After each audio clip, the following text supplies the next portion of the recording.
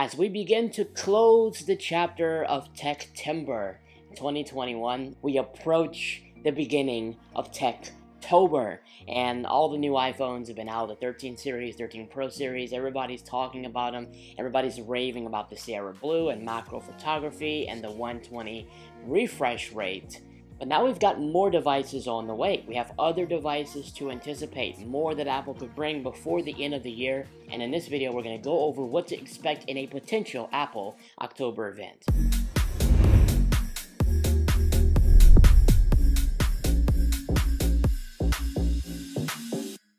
Yo, what's up guys, Eldridge here, welcome back to Peterman Valley. I'm actually highly anticipating what's coming in the future. Now, we just finished a September event. Apple came on stage, they revealed the iPhone 13s, 13 mini, 13 Pro, 13 Pro Max. The iPad mini is like the most highly talked about subject from that event. And there were some other things like the baseline iPad that they announced as well, and the new Apple Watch Series 7. But those devices are said and done. There's more, though, that we can anticipate, and that is a potential October event. Now, we've seen in the past where Apple would do an October event after a September event. We've seen it before where they've released different products like, products in the iPad lineup or in the Mac lineup, and the same can happen this year, although it's not yet confirmed. So there's no actual guarantee of another 2021 event. We could literally go through October and, other companies will put out their devices and Apple releases nothing. I don't see that happening, but it's not confirmed. So that has to be a possibility at this point. Or it could be a November event. We can have a much later event in the year where Apple releases some things that they may not have had ready in time. So the main question on our minds would be, if there is an October event, when can we expect it? Well, there's a lot of different dates being tossed around, like October 16th. One that I've heard that was pretty convincing was October 12th. I'm hoping that it's much earlier because of what they could be announcing, and I would actually assume that an earlier event in October would be beneficial for Apple because they can actually separate the timing properly so that the actual release or pre-order availability for these products are maybe like a week and a half or 2 weeks after, and then that way you'll have kind of everything happening within the time frame of the month. Similar to what happened with the iPhone. We had the event earlier in September, and then later on that same month, which is this month, just about a week ago, you can actually pre-order them and people can get them. I think that's helpful, and it actually gets everything kind of available already in time as we approach the new holiday season. Now, when the Apple event happens, what are we to expect? What is to come in the next event? Well, the first thing, obviously, would be the AirPods 3. Now, surprisingly, they didn't even talk about the AirPods 3, didn't reveal them, nothing from AirPods 3 from the previous event, in the September event with the iPhones. A lot of people actually thought the AirPods 3 would be at least talked about, mentioned, announced, whether or not there's a release date at this time, and there was nothing yet. So, we're bringing it on to the next one. Maybe they might bring this up to the next one. Now, traditionally speaking, we've seen in the past where Apple doesn't really announce, their baseline AirPods on stage very much. Usually it is a website refresh, and that is still a possibility. We may never get AirPod announcements during an on-stage event. It could be something that they release on-site. I honestly don't care, I just want them. This will be a standard model, so there's not going to be any noise control features like active noise cancellation or transparency mode. As far as we know, I don't think they will. It seems more like a Pro feature for like the AirPods Pro, so I don't see them bringing that to the standard models, but hey, I really just hope that it happens anyway. In terms of the enclosure, they are going to be redesigning the ear inserts, kind of making it an all-in-one enclosure. We talked about this before. They're going to shorten the stems, and it'll be a wider case than the second generation AirPods. So it'll kind of be almost like a clone of AirPods Pro. We've seen the concepts. We've seen what people have conceptualized it to be, and I actually like those concepts. I hope it is something close to that. And once again, I hope it keeps its wireless charging capability through the case. I also hope they bring that through with it as well. And we also have another detail from Ming-Chi Kuo saying that these might not actually replace the OG AirPods, but it could cost a little bit more than the original AirPods. So That's something that I can see them doing, especially the fact that they're going to be bringing in some new battery life enhancements, and they're probably going to, improve some just little things here and there that'll make it a little bit better than the originals. I can see them using that as a justification to raise the price. I hope that it's not a significant price increase because, again, this is still a standard model AirPods, but only time will tell. In addition, I think the biggest thing that we have to anticipate for what is coming in the next Apple event is the Mac lineup. I truly believe that the Mac lineup is probably going to be the biggest leap forward that Apple does in 2021, especially given the fact that the iPhone lineup was pretty much an S upgrade. I don't see them doing the same with the MacBooks, and that's because of the new processing chip that they're likely going to milk in the next event, and that is the M1X processor. We know that it's coming to future models, and it's going to have insane performance beyond anything they've ever done. The M1 chip by itself has done a terrific job in terms of performance in whatever they put it in. So the fact that there's going to be a more advanced version of the M1 chip with more CPU and GPU cores integrated within the chip, I feel like that is going to really boost their confidence with this new Mac lineup. And because of this new chip, I feel like they're going to be utilizing it to basically refresh the entirety of the Mac lineup. That includes new MacBook Pros, new iMacs, new Mac Minis. It's going to be awesome. I honestly cannot wait. So the new MacBook Pros are going to be obviously powered by the M1X chip. There's going to be 13 and 16-inch MacBook Pro models. Now the 13-inch MacBook Pro is likely to have thinner bezels, which may actually expand the display over to like 14 inches. The display is supposed to be powered by mini LED, and they're actually expected to remove the touch bar, which is something that we don't normally see them do.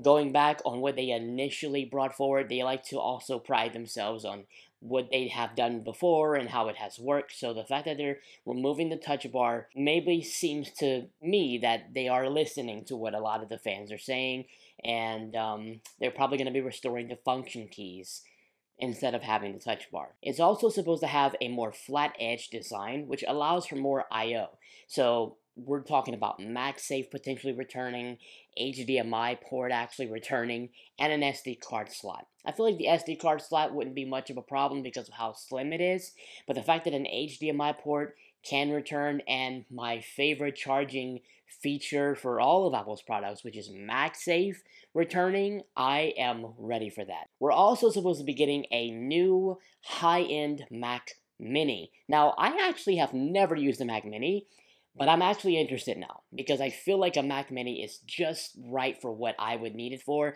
and I feel like it is the best value of which you can get in the Mac in terms of the internals for the price that it offers. But this next Mac Mini is likely going to be kind of like a Mac Mini Pro. It's going to be supercharged, obviously powered by the M1X chip. There's said to be more Thunderbolt ports, obviously another MagSafe power connectivity as well, and a top enclosure or like a top plating of like a plexiglass type material. Really interesting. I really can't wait to see what they do with this. I hope they keep the Apple logo on there. The storage capacity is likely to stay. There is a 1TB option for the Mac Mini. If I ever were to get one, I think that's kind of the one I want to go for. So hopefully a new Mac Mini Pro, hopefully they call it that. I feel like that would work. That's part of their naming scheme. And 1TB. Mac Mini Pro with M1X chip. Chef's kiss. Surprisingly, there is supposed to be a new refreshed iMac as well. Now, with the 24-inch iMac, we already have the M1 chip included. They already did their iMac lineup refresh with the, with the redesign and everything. So that's all included.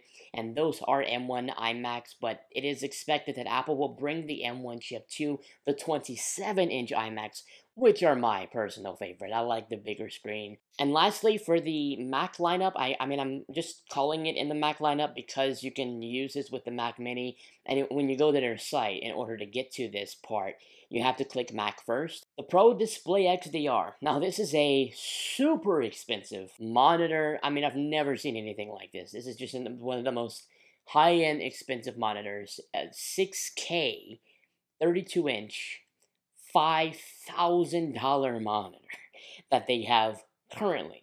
Well, there are talks that Apple may be bringing a budget model to the Pro Display XDR. Now, again, a budget model of $5,000 might still be out of the reach of most of, consumers, but I'm just hoping that, they reduce as much as they can while keeping the display looking great and reducing the price significantly so that more people can take advantage of Apple's monitor.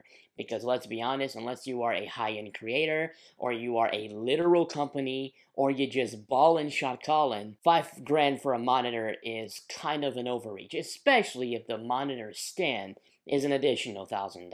A new display for Apple, that would actually be really, really beneficial. I may even consider it if it's under the price range that's reasonable. But I don't know if they're going to announce it for this event. They've got a lot of time to develop this, and it was in early development this year, so I don't know if they've reached the final part of development for an announcement at this point. But we got to wait and see. Another thing I have to throw in, it's a possibility, not a certainty, and I really don't see this happening. If this were to happen, there would probably be a one more thing that Apple likes to do, but that is a mixed reality headset. Now, this is a long time rumor that Apple's developing some type of AR slash VR combo headset. There's been multiple reports of this, and there's some credible things about it, saying that there's a VR, like augmented reality slash virtual reality headset that Apple's developing.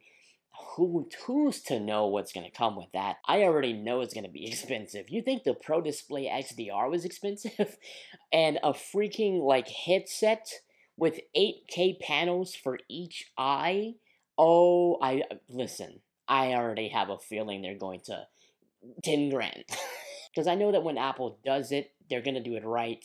They're not just going to put it out just to be first. They're not going to put it out to be early. They're not going to put it out if it's not ready to go, full steam ahead. And their marketing for this thing is going to be unbelievable. I know it, because it'll be a first in the Apple ecosystem.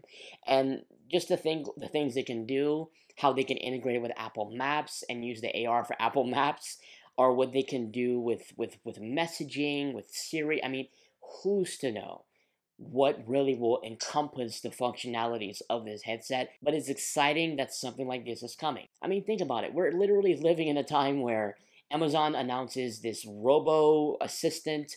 Tesla literally made a humanoid robot, literally iRobot in real life. The Decepticons are coming. And I feel like this is going to be super cool for Apple to be putting out. Now, the headset is supposed to be more lightweight, so easy to carry around than your typical AR VR headsets like Oculus or maybe PlayStation VR. So it's going to be more lightweight, but it's going to have the actual quality, and it'll somehow incorporate into the Apple ecosystem. Now, I know it's not something that I think they're going to do this soon. It's likely not going to happen in this event. I mean, I don't think it's ready right now, and there would be at least more Easter eggs, I would assume, that Apple would be putting out approaching something like this, unless they're completely, utterly about to just blow us away with a one more thing. It's still possible, but it's unlikely. But the truth is, Apple has been hinting at a more AR-centered future for a lot of their different devices, integrating the LiDAR sensor in their iPhones and more AR capabilities to the iPad. AR is clearly where they want to take things in the future with a lot of their devices, so a headset to encompass that actual hardware designed for that is not a far-fetched idea. I think, though, what I'm most excited for is the drop of the M1X chip and the MacBook Pros to replace my current MacBook Pro. I'm really thinking about doing that. A Mac Mini as maybe like a backup device powered by M1X chip would be a great desktop stationary device. And I'm also looking forward to AirPods 3 and everything that can be coming with that. But anyways, that's all for today. Just wanted to give you guys kind of like a highlight of what to expect. I'm excited. Another Apple event. Come on. Techtober is upon us. So drop in the comments below if there's anything you're excited for, anything you look forward to that you want to see in the Apple event, or anything that you think they should do in the future that they have not been touching on at all. Let me know in the comment section below, and I would love to hear your thoughts. If you're new, subscribe. Trying to grow the channel would be very, very helpful if you guys were to support and maybe even share my videos. Anyways, thanks for watching, and I'll catch you guys in the next one. Peace.